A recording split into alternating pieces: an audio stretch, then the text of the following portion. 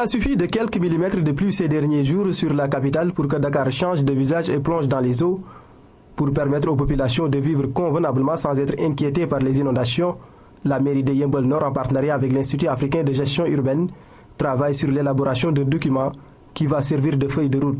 On peut s'adapter avec la présence de l'eau, pas s'adapter aux inondations, mais s'adapter avec la présence de l'eau. Et cela dans une perspective de comprendre qu'il ne faut pas rêver. Même certaines stratégies aujourd'hui développées à l'échelle nationale visent à s'appuyer sur l'existence des bassins en eau, l'existence de ces systèmes de stockage. Ça veut dire une certaine cohabitation avec de l'eau, avec les populations. C'est ça l'objectif de cette recherche, c'est de voir un peu comment les populations s'adaptent, comment les autres acteurs, États, communes, autres acteurs, aident les populations à s'adapter à travers des infrastructures, à travers d'autres dispositifs. À l'issue de ces travaux, un plan communal d'adaptation aux inondations sera formulé et approuvé par délibération du conseil municipal. La banlieue dakaroise est plus ciblée par ce projet. On ne peut pas régler un problème tant qu'on ne sait pas exactement quel est le problème. Donc le problème des inondations, tous les acteurs viennent, l'État, les ONG, les OCB, chacun essaye d'intervenir sur les inondations. Mais en réalité, il faut que les gens sachent exactement qu'est-ce qu'il faut réellement pour régler le problème des inondations d'une manière définitive. Et que cela, ça mérite aussi vraiment des diagnostics, des études, vraiment des responsables puissent venir voir exactement, des ingénieurs. Chacun apporte sa contribution. La banlieue dakaroise demeure la zone la plus touchée par les inondations. En 2009, par exemple, près de 400 000 personnes de Pikine et de Guédiawaye ont été directement affectées. Au terme de cette rencontre, un ouvrage de 300 pages sera publié pour présenter des résultats de la recherche sur les stratégies d'adaptation.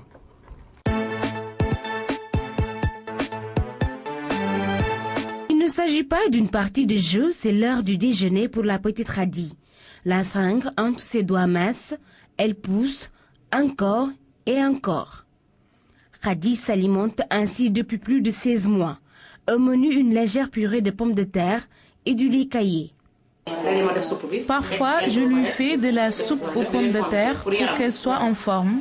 Souvent, je lui donne aussi du lait caillé assez frais. Sucré, salé, aigre ou doux, le goût, elle ne peut pas le savoir. L'essentiel pour elle, c'est de se nourrir pour pouvoir survivre. Des fois, elle refuse de manger. Et même quand elle avale quelque chose, sa bouche sort un liquide bizarre. Un triste sort, un sombre avenir pour cet enfant. Khady Dione est victime d'une brûlure de l'œsophage due à l'absorption de soude caustique, appelée xémé en wolof. Le scénario du film de l'accident, elle s'en souvient, de même que son entourage.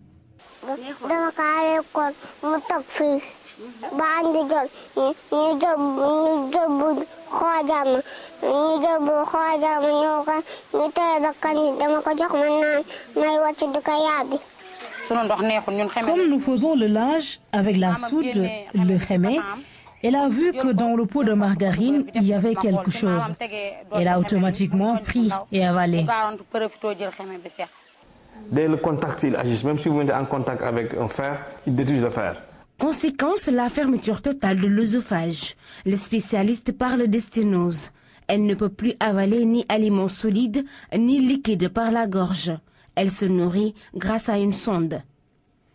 Après la brûlure, passer les premiers jours, l'enfant peut continuer à s'alimenter, même solide. Mais au fil du temps, quand la cicatrisation se fait, les solides n'arrivent plus à passer et puis il n'y a plus que les liquides qui passent. Chétive, le regard vide, Khady est mal en point. Son apparence ne renseigne guère sur son âge et pourtant elle a soufflé ses 6 bougies. Lorsqu'elle avale quelque chose, les aliments ne passent pas. Du coup, elle ne s'alimente plus et maigrit de jour en jour. Et c'est le début de plusieurs interventions chirurgicales.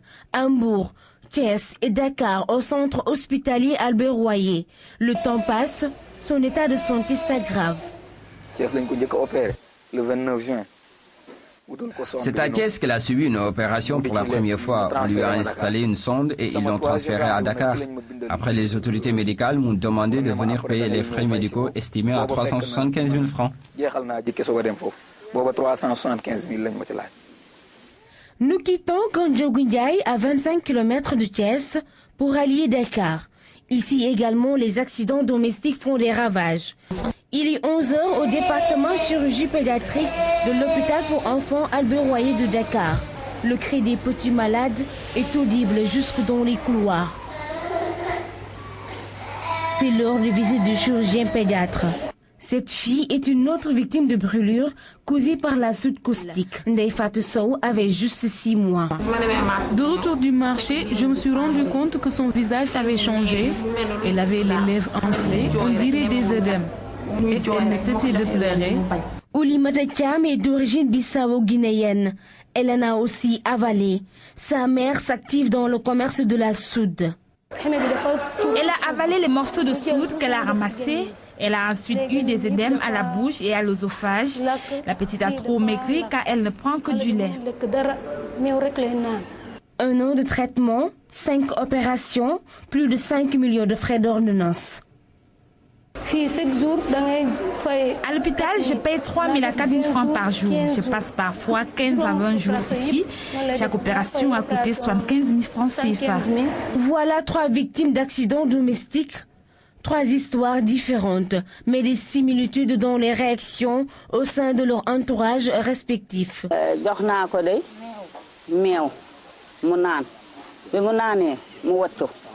Lui ai donné du lait pour qu'elle puisse vomir le produit toxique. La plupart des toxiques que nous avons sont des toxiques qui sont, si vous voulez, solubles dans la graisse, dans l'huile. Et le lait, tout le monde sait que le lait renferme presque 50% de matière grasse. Donner du lait à l'enfant pour qu'il vomisse, une attitude à bannir, car le lait favorise le passage du toxique dans le sang. Pire, l'enfant risque une double brûlure. Brûlure de la bouche, brûlure de l'œsophage, difficulté d'alimentation. Quelle conduite faut-il alors adopter? Il faut bien les garder. Il ne faut pas qu'ils soient à la portée des enfants. Ce produit, quand on l'amène à la maison, il faut l'amener pour une seule utilisation.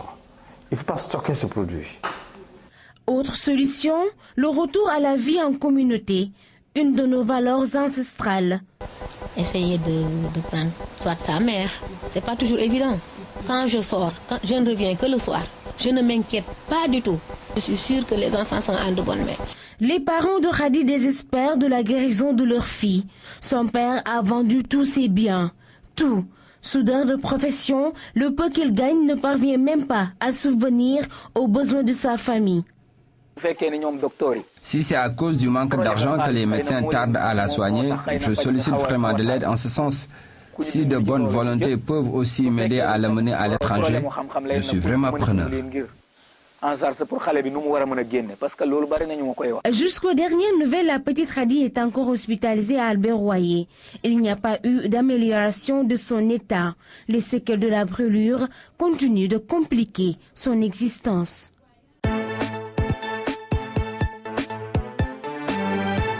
Le Royaume de Belgique veut marquer son retour à la Zoro en République démocratique du Congo. Se sentant à l'étroit dans ses anciennes installations et en rapport avec ses ambitions pour le Congo, Bruxelles a décidé d'élargir ses espaces, d'où cette cérémonie grandiose à laquelle était convié le Premier ministre Matata Ponyo et l'ensemble du gouvernement. C'est ici, au cœur de la ville, au croisement des avenues du 24 novembre et du boulevard du 30 juin, que sera érigée la gigantesque représentation diplomatique de la Belgique en RDC. Pour faire la différence, Didier Reynders n'a pas posé la première pierre, mais il a planté un arbre, comme pour marquer le territoire. Après lui, le chef du gouvernement congolais et le chef de la diplomatie congolaise, Raymond Tshibanda, ont eux aussi chacun planté un arbre. Didier Reynders en a profité pour évoquer l'actualité politique dans la région des Grands Lacs. Monsieur le Premier ministre, votre présence aujourd'hui montre bien l'intensité des liens entre nos deux pays et l'importance qu'il y a d'être présent en ce moment où des efforts sont entrepris pour ramener la paix dans l'est du pays, en ce moment où on tente de lancer un vrai dialogue, une vraie concertation nationale, de favoriser le développement, de favoriser la bonne gouvernance. Cet investissement prouve que le Royaume de Belgique a confiance dans l'évolution qui a lieu aujourd'hui au Congo. La paix sera installée durablement dans l'est du pays et que la région des Grands Lacs pourra vivre sereinement une période de pacification et de développement dans la région des Grands Lacs, c'est probablement le Congo qui a la plus forte capacité de contribuer au développement de l'ensemble des autres partenaires. Le rêve de ce projet vieux de 30 ans va se matérialiser à la fin de l'année 2015.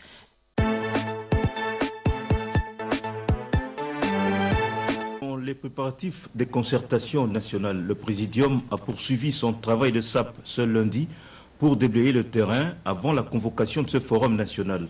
Aubin Minakou et Léon Kengodondo ont échangé tour à tour avec les délégués du MLC et ceux du RCD. Apparemment, plus rien ne pourra arrêter le processus eu égard à la souplesse des uns et des autres sur les thèmes à débattre, comme le prouve Thomas Louaka du MLC. Le MLC a dit qu'il est disposé à venir participer aux assises, ces assises nationales, dialogue, concertation, mais notre condition était liée au fait que nous voulions qu'ensemble nous puissions définir l'ordre du jour, le nombre de participants et ainsi nous rassurer les uns les autres. Aujourd'hui, les données qu'on vient de nous remettre par les Présidium, nous considérons que vont dans la bonne direction. Maintenant, nous sommes une grande machine, nous devons recourir à la base pour évaluer avec les amis sur l'option définitive à prendre, mais nous tenons quand même à témoigner que ce sont des avancées significatives dans la bonne direction. Clément Kankou a fait part de la position de son parti qui va se référer également à sa base. Il y a une avancée significative dans le sens de rencontrer les préalables que nous avons posés. Je suis à la tête de l'Union pour la Nation aussi, il faut que je parle avec les miens. Le RCD mesure l'importance de cette rencontre avec le Présidium. Selon Azarias Rouberois, son parti a fait des recommandations sur le contenu du forum, mais ne dit pas non à sa participation. Tout dépend du contenu. Nous avons fait des remarques importantes pour élargir réellement et avoir l'inclusivité. Nous avons eu des promesses qu'ils vont intégrer, si vous voulez, des remarques pertinentes que nous avons données par rapport aux concessions qu'ils avaient déjà données, et s'ils intègrent réellement, et alors nous allons participer. Toujours ce lundi, la société civile et l'opposition ont déposé leur mémorandum.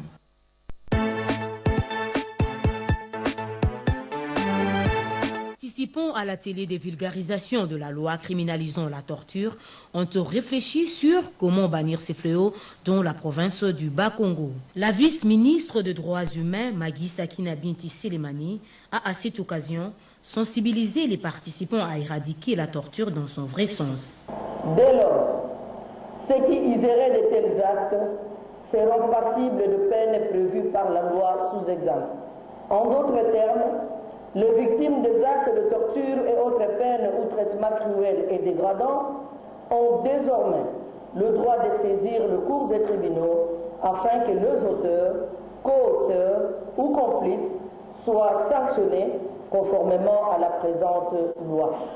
Les participants ont promis à la vice-ministre des Droits humains qu'après ces assises, ils vont mettre tout ce qu'ils ont appris en pratique pour le bien-être de la justice en République démocratique du Congo. J'aimerais m'appesantir particulièrement sur l'entité de liaison dont je souhaite que chaque service ici représenté comprenne la portée de sa mission en province pour consolider un cadre de dialogue constructif, permanent, tripartite entre les autorités provinciales, les ONG de droits de l'homme et le Bureau conjoint des Nations Unies aux droits de l'homme.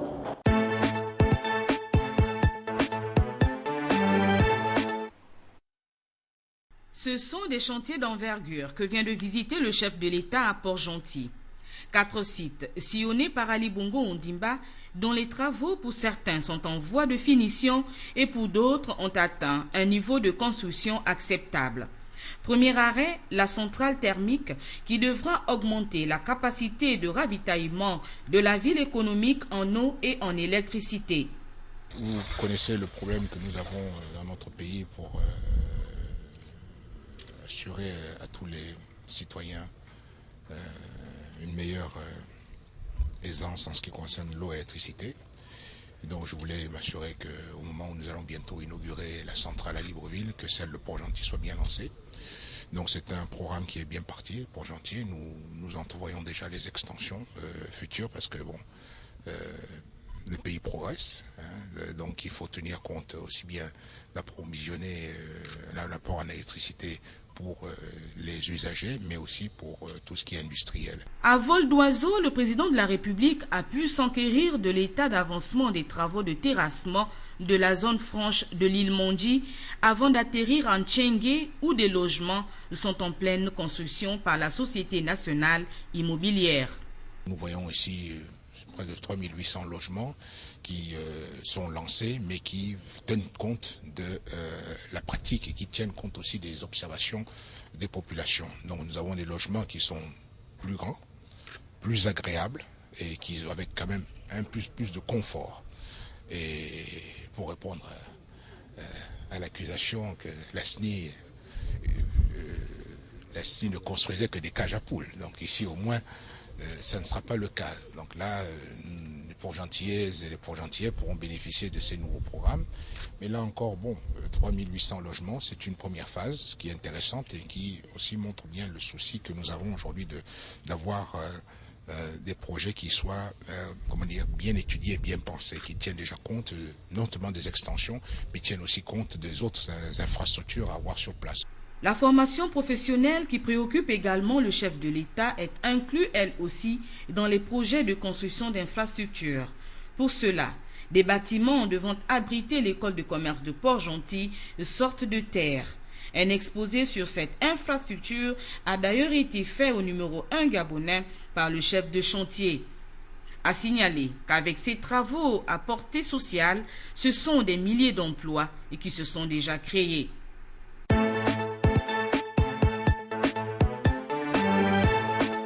Conformément à la vision du président de la République, le plan Gabon numérique revêt un caractère très important. La migration de la télévision et la radio gabonaise amène à changer de paradigme en offrant des femmes et des hommes munis de compétences. C'est dans ce cadre que le ministère de la Communication a initié de formations continues de 9 mois aux stagiaires choisis par différentes directions d'actualité de la presse publique comme privée. Cette année, 37 impétrants sur 59 au départ viennent d'être décernés de l'attestation de fin de formation. Le plan Gabon numérique réserve au secteur de la communication un rôle fondamental. Le Gabon va amorcer à l'horizon 2015 la migration de la télévision analogique vers la télévision numérique de terre. Cette migration portera également sur la radio. Pour réussir cette migration, nous devons changer de paradigme en fournissant à Radio Gabon, à Gabon Télévision et aux structures privées des hommes et des femmes rompus aux nouvelles techniques de communication.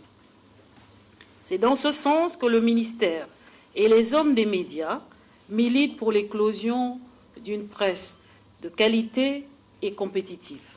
Cette formation, qui se décline en 15 jours sur 9, permet le renforcement des capacités des journalistes, producteurs et techniciens et fait suite à une convention signée en 2012 par les autorités en charge de la communication.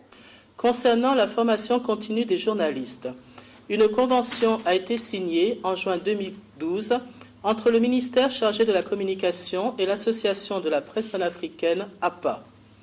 La dite convention, qui a reçu le sein du ministère en charge de la fonction publique, porte sur une formation continue, la formation étant assurée à Libreville par des formateurs sélectionnés par l'APA et agréés par le ministère. Ces formateurs devaient notamment répondre à des critères spécifiques tels que être des professionnels reconnus, ne pas avoir d'a priori sur l'Afrique et le Gabon, être partisans des échanges gagnant-gagnant. Les stagiaires ont réalisé l'impact de la formation et espèrent en tirer profit afin de mettre en pratique tout ce qu'ils ont appris durant ces 9 mois écoulés.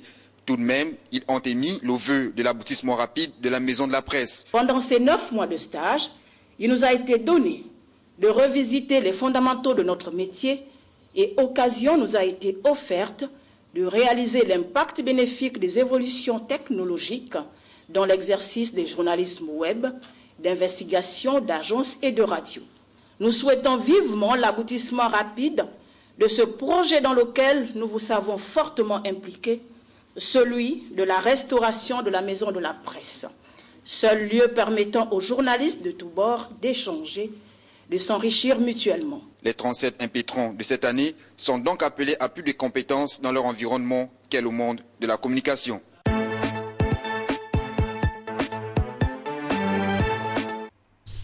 « 17 août 1960 à 24 heures, lorsque le Premier ministre de la République autonome du Gabon, Léomba, annonce au monde entier l'avènement d'un nouvel État souverain, le pays vivait replié sur lui-même, coincé dans sa forêt équatoriale.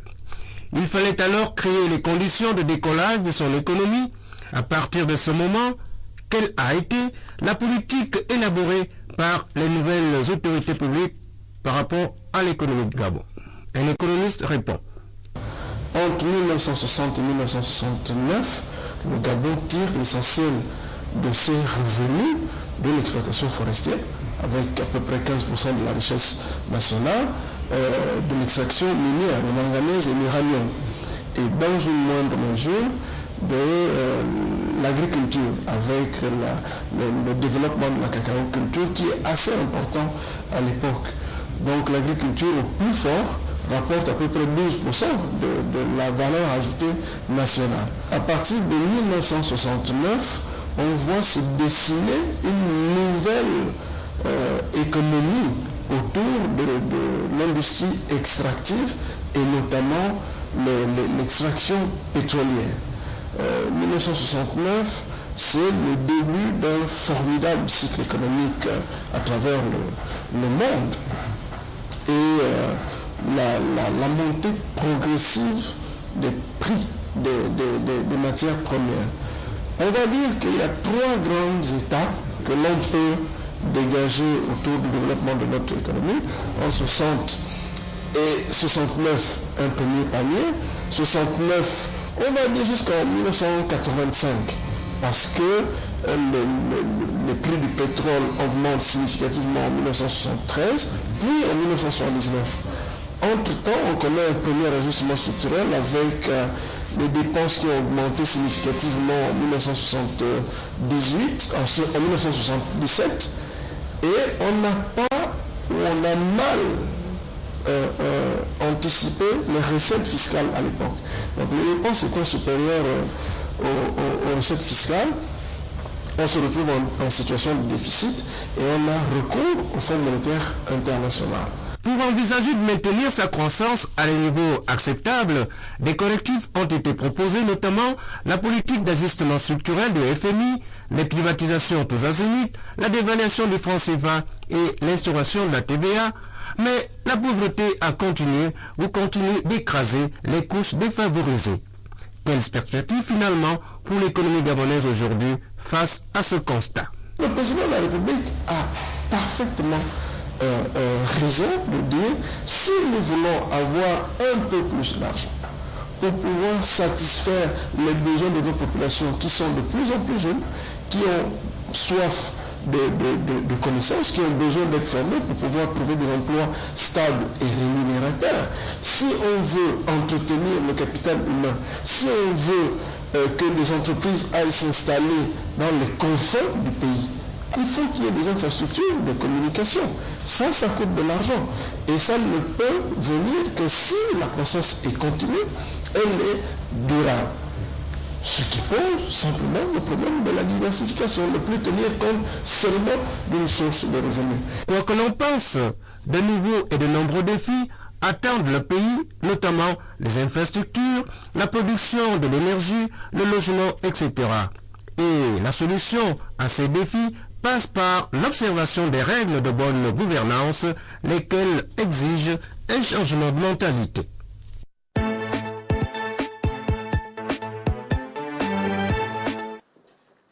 À l'entame de cette série d'audiences, la présidente de la Haute Cour de justice, suivie de l'ambassadeur des États-Unis près le Bénin. Nous avons à l'occasion sollicité de lui des conseils. Il nous a indiqué les points sur lesquels nous devrons mettre l'accent, essayer d'anticiper un peu sur la mission de la Cour, qui est de connaître des dossiers relatifs à la mise en accusation des membres du gouvernement qui auraient été impliqués dans des affaires de détournement, de corruption, etc. La Cour, c'est quelque chose qui nous intéresse énormément aux États-Unis parce que ça témoigne de notre intérêt partagé pour le respect de la Constitution dans nos propres pays. Nous avons parlé un peu de comment ça fonctionne ici au Bénin, qui est vraiment très intéressant, et surtout du fait que les citoyens béninois ont le droit d'aller directement à la Cour pour porter plainte ou pour demander des précisions sur leurs droits constitutionnels. Également était présent Elias Akpamoli, journaliste communicateur, directeur de publication du quotidien Le Grand Jury, venu présenter ses civilités au président. Ensuite, c'est le tour de la délégation de l'Association des étudiants de Togoudo, qui vient entretenir les relations de bon voisinage avec la première autorité de la Cour constitutionnelle. Nous sommes contents de constater que le président de la Cour constitutionnelle, l'institution garante des droits et libertés, réside à Togoudo. Il est allé dans le sens de ce que nous devrions, notre association devrait faire connaître ce que c'est que la Cour constitutionnelle dans notre pays et dire qu'elle est la garante des droits et libertés fondamentaux pour tout citoyen résident au Bénin. Nouvelle équipe, nouvel équipage, avec quelques chiffres à l'appui. Deuxième mandat de Boni Yayi, deuxième gouvernement formé. 27 au premier gouvernement, réaménagé entre-temps avec Djenotin et Abimbola qui se sont échangés les postes. 26 au deuxième gouvernement. 26, c'est 2 et 6, cela fait 8. Le chiffre de la plénitude, le nombre des béatitudes dans la Bible. 26 au total. En détail, cela fait 13 entrées, 13 maintenues, 13 sorties. Partons d'abord de la sortie des ministres qui n'ont pas démérité, selon le communiqué du jeudi 8 août dernier, dans lequel le chef de l'État les félicite. Il s'agit de Pascal Irénée Koupaki, qui était à la primature. Kogi Ndoro, aux affaires présidentielles. Reki Amadou Gouyedo, garde des Sceaux.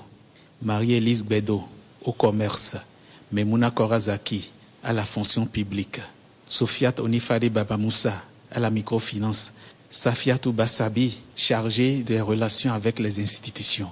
Benoît Assouan Degla, à l'intérieur. Didier Plogan Djibodé, au sport. Sabaï Kate, à l'agriculture. Lambert Kouti, au transport. Blaise Aranzou Glele, à l'urbanisme. Et Mas Barthélémy Aweke, notre ministre de tutelle, à la communication. Sans grande communication, parlons ensuite des 13 maintenus dans le nouveau gouvernement. 9 parmi eux conservent leur portefeuille.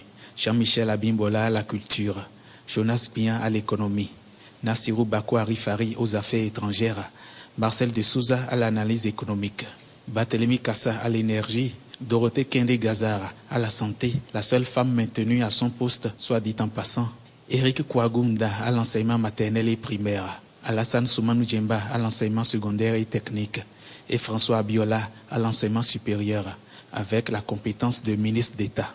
Les 4 autres anciens ministres changent de portefeuille.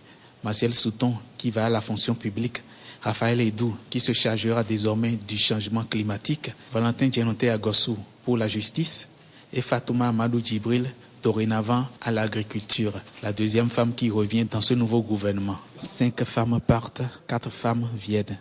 Parmi les 9 hommes nouveaux, 2 anciens préfets et 2 hommes relativement plus connus, Akenatone, ancien ministre devenu député. L'honorable devient maintenant ministre des Transports et Travaux publics. Komi Kouché, DGFNM, Fonds national de microfinance, qui prend les rênes du ministère de la Communication. Communiquons un peu par rapport aux dénominations. On peut citer à la volée la primature qui était chargée de la coordination de l'action gouvernementale, de l'évaluation des politiques publiques, des programmes de dénationalisation et du dialogue social. Plus de primature.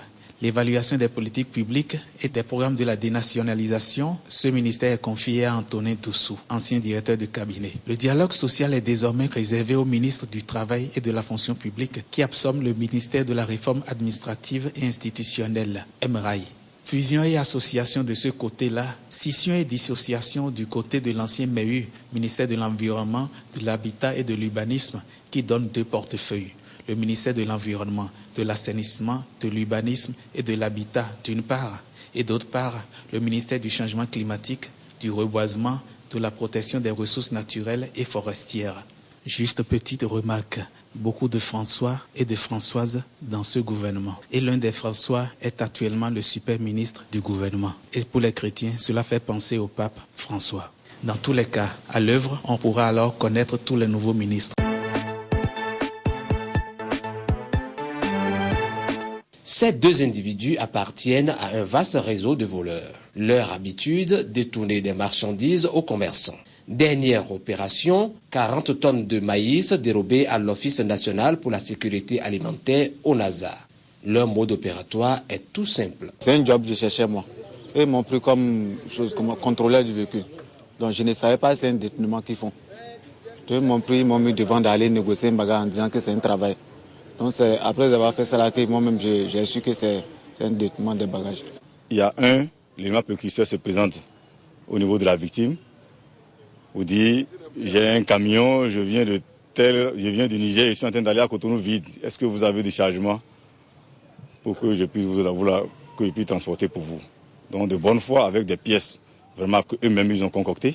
Ils ont des pièces, des plaques fabriquées et ils vont d'abord, ils amènent un camion, ils vont négocier avec un camionneur et ils changent les plaques de ce camion-là, ils changent votre marchandise et 500 mètres après, le camion disparaît dans la ville. Et chaque fois que vous êtes en contact avec eux, ils vous disent on est en route, on est en train d'aller à Cotonou. 40 kg de chanvre indien soigneusement emballés. Voici le transporteur du colis. Un Nigérian provenant du Ghana est intercepté à la frontière bénino-nigériane. Cette rencontre, qui s'inscrit dans le cadre des activités commémoratives de la Journée internationale de la jeunesse, a permis aux jeunes d'exprimer leurs préoccupations au ministre de la Jeunesse et des Sports et aux représentants du Fonds des Nations Unies pour la population UNFPA. À travers leurs déclarations, les jeunes venus des différentes régions du pays invitent le gouvernement à créer des structures leur permettant de jouer pleinement leur rôle dans le processus de développement socio-éducatif, économique et culturel. Selon la représentante des jeunes, Djegbe Dari, le gouvernement s'emploie pour aider les jeunes à exprimer leur savoir-faire et de se responsabiliser. Cependant, les problèmes qui se posent à la jeunesse vont crescendo, raison pour laquelle la jeunesse demande au gouvernement et aux partenaires de faire un peu plus. Pour le représentant du Fonds des Nations Unies pour la population UNFPA, Mamadou Djiko, les doléances de la jeunesse sont fondées. Par contre, celle-ci doit prendre conscience du rôle qu'elle doit jouer. Les jeunes d'aujourd'hui sont pleins d'énergie, d'ambition et croient en leurs capacités. Ils constituent de puissants agents de changement positif. Je vous invite à faire preuve de beaucoup plus d'initiatives et d'engagement, à innover et surtout à avoir de la créativité afin de remplir de façon honorable les missions de développement qui vous attendent. Le ministre de la Jeunesse et des Sports, Mamat Adoum, exhorte les jeunes à être responsables. Le soutien du département de la Jeunesse et des Sports ne vous faillira jamais. Cela veut dire tout naturellement, mettons-nous tous au travail. Si nous sommes unis, on dit à cœur vaillant, rien d'impossible. Selon Mamad Adoum, au-delà de son aspect festif, cette journée est une occasion pour les jeunes de faire une introspection. Cette rencontre s'est achevée par la remise des cadeaux aux invités des marques.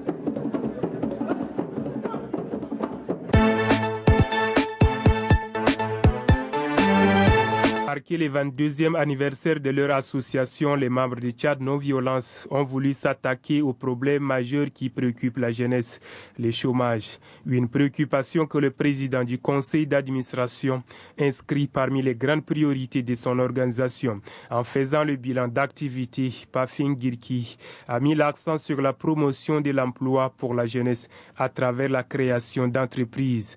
Mais il a insisté surtout sur la gestion équitable du fonds d'insertion des jeunes qui, soutient-il, devrait faciliter l'auto-emploi. Pour le conférencier Mbete Félix, le Tchad est manqué d'une philosophie de planification sociale. La diversité du paysage que nous disposons devrait favoriser, selon lui, la multiplicité de nos richesses. d'où la priorité à l'agriculture, l'élevage et le tourisme. Sur ces aspects, le conférencier pointe du doigt l'ignorance comme grand obstacle dans la politique de la création de l'emploi. Répondant à certaines préoccupations des participants, l'orateur a fustigé le manque d'audace des jeunes diplômés qui n'attendent que leur intégration à la fonction publique. Mais il relativise son propos en souhaitant qu'une orientation de créativité soit inculquée aux jeunes dans les formations professionnelles. Le conférencier Mbete Félix trouve que le climat social favorise déjà le développement au Tchad, mais le pouvoir public doit envisager d'autres stratégies pour juguler le problème du chômage. Ces stratégies sont entre autres la promotion de l'excellence, la création d'un environnement propice d'affaires et l'éradication des recrutements basés sur l'appartenance sociopolitique.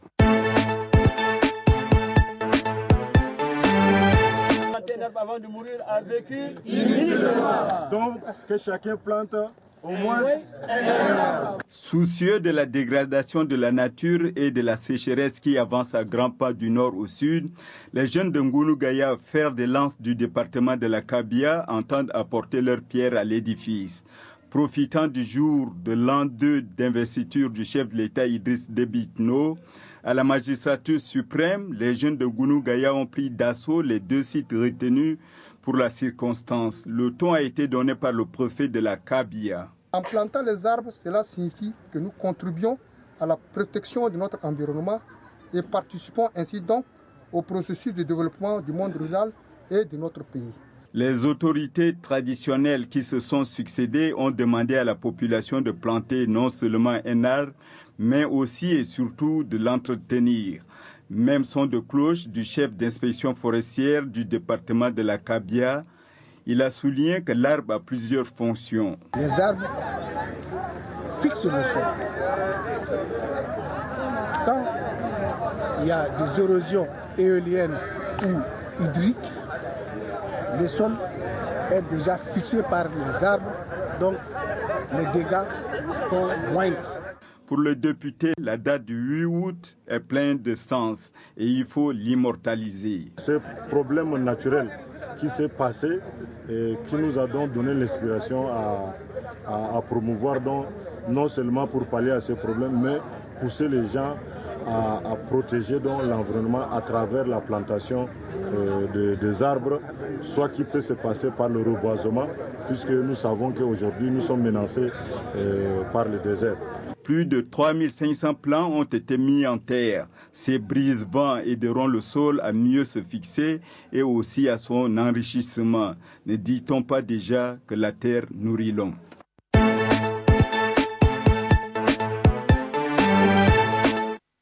Cette cérémonie ayant regroupé des cadres et notables de Moéli venus de différentes localités a constitué une agréable opportunité pour cette délégation de présenter ses meilleurs vœux de la Eid el-Fitr au chef de l'État Ekililou Douanine. Au cours de son allocution, le président a tenu tout d'abord à remercier la délégation pour s'être déplacée à l'occasion de la fête de la Eid el-Fitr. Après quoi, il a rappelé que cette journée est celle de partage et de communion entre musulmans. Il a enfin interpellé tout un chacun à œuvrer pour la paix et la solidarité pour le développement socio-économique du pays.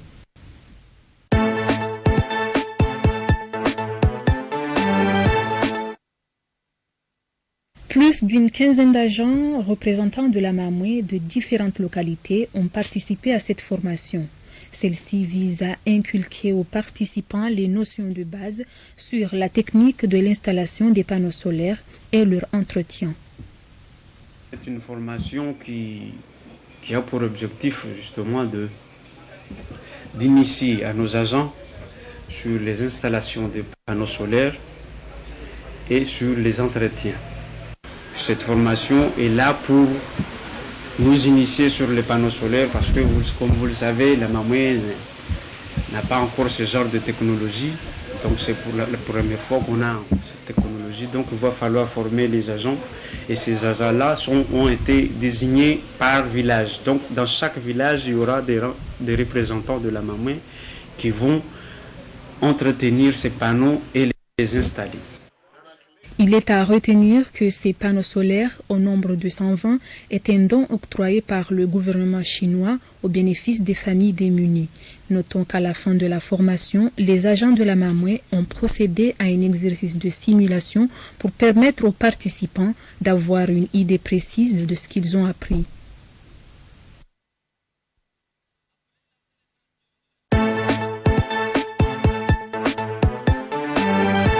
Les usagers des services de Comore Telecom ne sont pas restés indifférents à la censure constatée sur les communications par voie IP sur le net.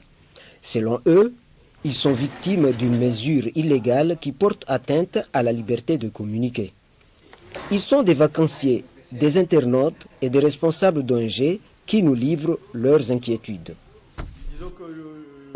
Comme je vous ai dit, ça fait une semaine que je suis là, je ne connais pas trop les différents services qui ont été créés par... Mais moi, ce qui m'intéresse, c'est déjà des choses simples, c'est-à-dire se connecter sur un site quelconque, c'est compliqué. Voilà, pour le moment, on est encore au bas débit, on a l'impression qu'on est encore au très bas débit.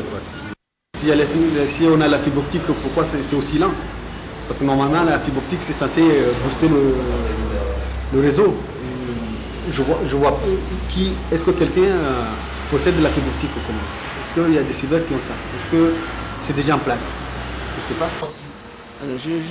Je trouve dommage parce que Skype est un des supports de communication utilisés aujourd'hui par le monde, et je trouve que les Comores soient isolés ou je trouve que c'est dommage que les Comoriens ne bénéficient pas de cet outil magnifique, moderne. C'est dommage. Mais une société d'État n'est pas obligée de faire que des gros profits. Une société d'État est là pour servir le pays et servir sa population. Et une société d'État n'est pas obligée de faire des gros bénéfices comme une boîte privée. Moi je crois que cette censure est une atteinte à la liberté de communication. Et aujourd'hui, Comore Telecom nous a montré qu'il a fait un grand pas, un pas géant en avant, et là, elle est en train de reculer. Nous sommes des clients, on a acheté des produits, nous attendons à ce que Comore Telecom fasse son travail convenablement. Moi, je suis pour les gens qui portent plainte contre Comore Telecom aujourd'hui. Face à tout cela, les responsables de Comore Telecom ne désarment pas. Ils entendent poursuivre leur initiative pour permettre à la société de ne pas rouler à perte. Et contrairement aux rumeurs, les responsables de Comore Telecom ont déclaré avoir réduit les bandes passantes des voies IP au lieu de les bloquer totalement.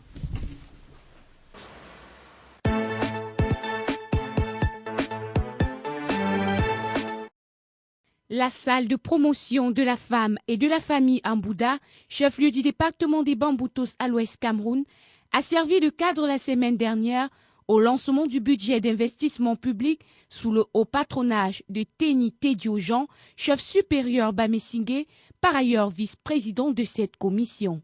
À 4 mois seulement de la fin de l'exercice budgétaire 2013, les prestataires des différents projets dont les Bamboutos ne semblent pas tenir à leur engagement, car le taux d'exécution est décevant selon Fankan Djoumessi, nouveau délégué départemental du Minepab dans les Bamboutos.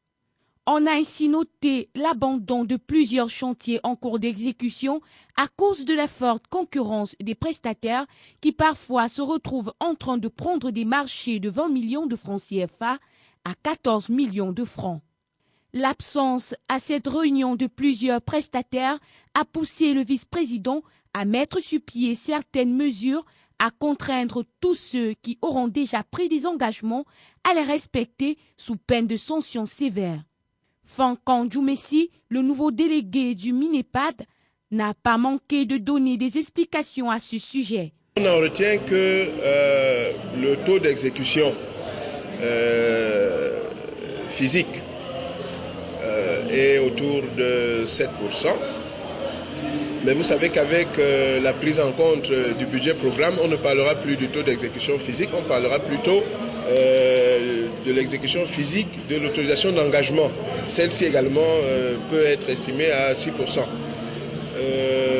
Les membres du comité ont constaté un certain nombre de problèmes qui trouveront leur solution à travers la mise en place des recommandations fortes, c'est-à-dire la rencontre avec les gestionnaires pour faire le point et également la sensibilisation des prestataires parce qu'il y a un problème de fond, une lame de fond qui se dégage. Les prestataires défient toutes les normes techniques pour faire des offres qu'on peut appeler anormalement basses. Le jeu reviendra donc du côté des gestionnaires et des contrôleurs pour que la qualité soit sauvegardée. Le vice-président Teni Tedio Jean a d'ailleurs convoqué une réunion de crise avant le 10 août afin d'attirer l'attention des uns et des autres de l'impact que pourra causer ces retards dans l'exécution des travaux. Les différents intervenants ont noté l'absence du suivi des projets et ont exhorté la Commission à mettre rapidement sur pied une équipe qui fera régulièrement des descentes sur le terrain.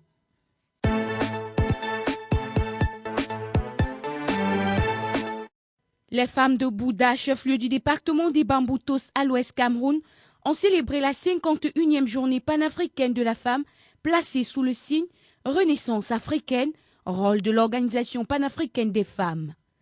Cette cérémonie riche en sons et en couleurs a été présidée cette fois-ci dans les Bamboutos par l'adjoint préfectoral Souenkwede Sylvain, en présence de Madame Chinkem Marie-Louise, déléguée régionale venue toucher du doigt les réalités de la femme africaine dans les Bamboutos. On a noté ainsi la forte mobilisation des femmes venues des 4 arrondissements que comporte ce département, à savoir Bacham, Babadjou, Galim et Mbouda. Madame Nomi Evelyne, déléguée départementale de la promotion de la femme et de la famille de Mbouda, s'est dit satisfaite du déroulement de cette cérémonie. Et un sentiment de satisfaction parce que nous sommes là en train de mener toutes les activités par nous programmées. Et je crois que les femmes du département des Bamboutos ont compris, n'est-ce pas, l'importance, n'est-ce pas, et le rôle de l'Organisation panafricaine des femmes à travers les différents discours qu'on a eus dans la salle. Pour Madame Chikem Louise, déléguée régionale, invitée pour la circonstance, cette association qui a été initiée lors des grands sommets des chefs d'État d'Afrique au siège de l'Union africaine a été salutaire puisque la femme est considérée comme la mamelle nourricière de toute l'Afrique, voire du monde. Plusieurs interprétations et défilés de mode ont clôturé cette cérémonie en Bouddha.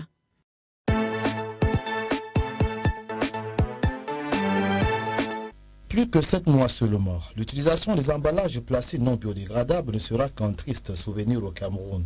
C'est en tout cas la volonté du gouvernement.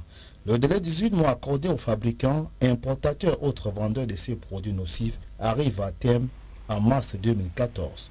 L'année dernière, le gouvernement avait pris un certain nombre de mesures à travers les décrets et arrêtés pour mettre fin à l'utilisation des plastiques non biodégradables dans le pays. Sur les 6 millions de tonnes de déchets qui polluent l'environnement au Cameroun, d'après une récente étude, près de 10% sont de produits plastiques non biodégradables. Produits aussi dont les conséquences après utilisation dans certaines conditions sont inestimables sur le plan sanitaire. Afin que le message passe et que le délai de 18 mois soit respecté, une campagne de sensibilisation tous azimuts sur le caractère nocif de ces plastiques et l'interdiction au Cameroun a été lancée. Cette rencontre avec les journalistes nationaux et internationaux, rencontre animée par le ministre de l'Environnement, rentre dans cette stratégie gouvernementale qui veut à terme libérer le Cameroun de ces produits qui vont être remplacés par ceux dits biodégradables. Et comment faire face aux habitudes qui ont la produire et comment amener les fabricants et les vendeurs à respecter les mesures en la matière et le délai fixé. Comment amener les Camerounais et le Cameroun à suivre l'exemple du Rwanda et d'autres pays africains qui ont réussi à éliminer de leur quotidien les plastiques non biodégradables. La solution réside dans le concours de tous, a rappelé le ministre Elie Pierre. Le temps est à présent à la sensibilisation, suivant bientôt celle d'application des tests avec des contrôles sur le terrain. Les mises en cause, le moment venu, se feront infliger des fortes amendes assorties de peines de prison, dit-on. Comme quoi, le combat contre la pollution de l'environnement au Cameroun avec les plastiques non biodégradables sera gagné à tout prix.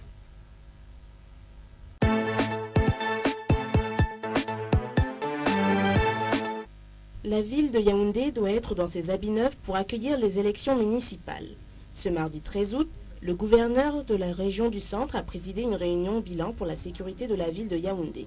Il a regroupé autour de lui le délégué du gouvernement auprès de la communauté urbaine de Yaoundé, les préfets et les sous-préfets de la région du Centre, ainsi que les forces du maintien de l'ordre. Au programme, l'assainissement des espaces de Yaoundé pour accueillir les élections municipales. Problème majeur, le désordre urbain auquel fait face la communauté urbaine de Yaoundé. Alors que l'amélioration des espaces est pourtant en travaux, celle-ci est freinée par l'incivisme notoire des Yaoundéens. Cet incivisme se traduit au jour le jour par des mototaxis envahissantes, l'occupation des trottoirs par des commerçants rebelles ou des constructions anarchiques. Parfois encore, des vols de matériel public ont lieu, nécessitant l'intervention des forces de l'ordre.